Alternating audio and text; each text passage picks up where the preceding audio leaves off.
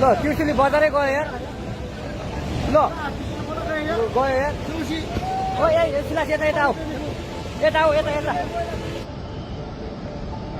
लो न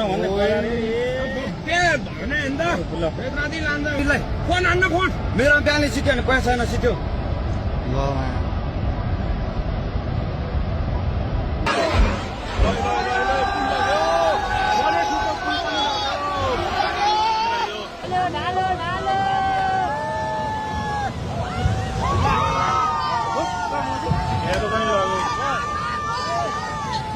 Alright mga ka-good news, isang napakalaking flash flood ang tumama sa bahagi ng Nepal, malapit sa Tibet. Mahigit 100 buhay ang nawala. Tinamaan ng bahay, tulay, kalsada at buong communities ng rumaragas ang tubig at putik. Nakakatakot ito isipin.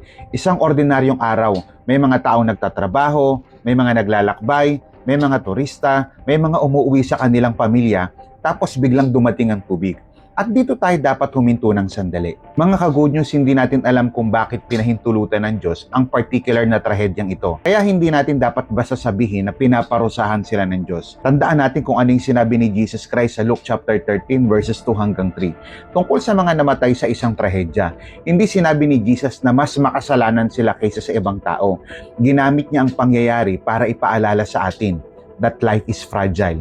Hindi natin kontrolado ang bukas. Sabi sa James chapter 4, you are a mist that appears for a little while and then vanishes. Kaya habang nakikita natin sa social media ang mga videos at pictures mula sa Nepal, hindi lang tayo dapat nanonood o tumitingin. Manalangin tayo para sa lahat ng mga namatayan, sa mga nawawala, rescue workers at sa mga pamilya na naghihintay ng balita.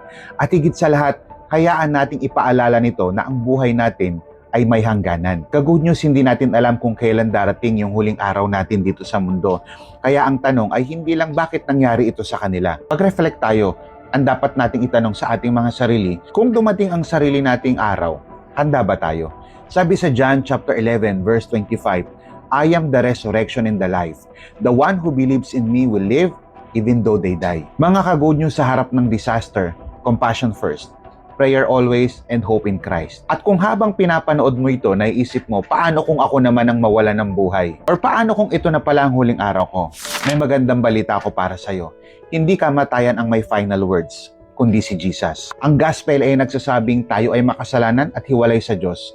Pero ipinadala ng Diyos ang kanyang anak na si Jesus Christ upang mamatay para sa ating mga kasalanan at muling mabuhay. Kaya kung hindi mo pa talaga isinusuko ang buhay mo kay Kristo, ngayon ang panahon para magsisi sa mga kasalanan at sumampalataya sa Kanya. Ka-good news, hindi natin hawak ang bukas, pero maaari nating ipagkatiwala ang ating buhay sa kamay ng Diyos ngayon. Repent, believe in Jesus, trust in Him as your Savior and Lord. Dahil kapag dumating ang araw na wala na tayong bukas dito sa mundo, ang pinakamagandang bagay na malaman natin ay tayo ay kay Kristo. Pray for Nepal, pray for the families, pray for the rescuers, at habang buhay pa tayo, make your life count for Christ.